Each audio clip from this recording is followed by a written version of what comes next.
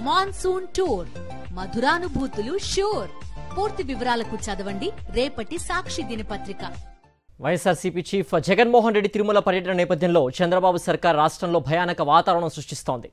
తిరుపతికి ఎవరూ రావద్దంటూ వైఎస్ఆర్సీపీ నేతలకు పోలీసులు నోటీసులు ఇచ్చారు. తిరుపతి, చిత్తూరు జిల్లా, కర్నూలు వైఎస్ఆర్సీపీ ఎంపీ, ఎమ్మెల్యే, ఎమ్మెల్సీలు, మాజీ ఎమ్మెల్యేలకు నోటీసులు ఇచ్చారు. ఈ నేపథ్యంలో చంద్రబాబు సర్కార్ రాజకీయ కక్షలకు పాల్పడుతోందంటూ వైఎస్ఆర్సీపీ నేతలు మండిపడుతున్నారు.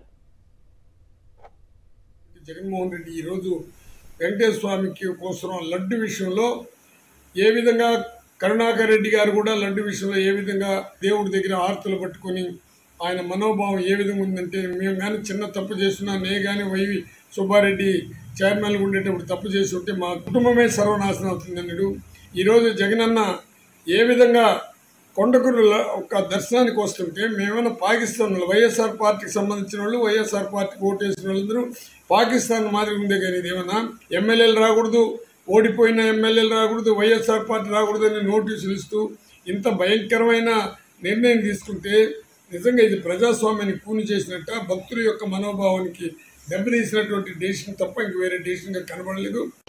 జగన్మోహన్ రెడ్డి గారు ఈ మధ్య చంద్రబాబు నాయుడు గారు చేసే అసత్య ప్రచారాలను తిప్పికొట్టడానికి శ్రీ కలియుగ దైవమైన శ్రీ వెంకటేశ్వర స్వామిని దర్శించేదానికోసం ఆయన రావడం జరుగుతూ ఉంది. ఈరోజు నిజంగా ఒక దుర్మార్గంగా గతంలో ఎన్నో ప్రభుత్వాలు వచ్చాయిపోయాయి. నిజంగా ఇంత దారుణంగా కనీసం తిరుమలకు కూడా వెళ్ళనీయకుండా అడ్డుకోవడం చాలా దుర్మార్గమైన చర్య. ఈరోజు కనీసం శ్రీ కలియుగ దైవమైన వెంకటేశ్వర స్వామిని విశ్వవ్యాప్తిగా పూజించే ఆ గొప్ప స్వామిని ఈరోజు రాజకీయ రుచులకి ఇచ్చి నిజంగా ఏదంటే అదంటే నెయ్యిలో భగవంతుడి ప్రసాదంలో ఇది కలిపారు అది కలిపారని ఒక ముఖ్యమంత్రి స్థాయి వ్యక్తి మాట్లాడడం ఇది చాలా దుర్మార్గమైన చర్య. పోలీసులు చాలా దారుణంగా ప్రవర్తిస్తున్నారు. మా నాయకుడు జగన్మోహన్ రెడ్డి గారు తిరుమలకు వచ్చేటువంటి సందర్భంలో ఒక రాష్ట్ర ప్రధాన కార్యదర్శిగా ఆయన వెంటబడి ఉండాల్సినటువంటి బాధ్యత నాకుంది. అయినా కూడా ఈ రకంగా నోటీసులు ఇవ్వడం, మీరెవరూ పోకూడదని చెప్పి ఈరోజు పోలీసుల యొక్క బందోబస్తు బయట పెట్టడం, ఇవన్నీ చూస్తూ ఉంటే ప్రజాస్వామ్యం ఎక్కడికి పోతా ఉంది, ప్రజాస్వామ్య విలువలు ఎక్కడికి పోతున్నాయనేటువంటి సందేహం కలుగుతూ ఉంది.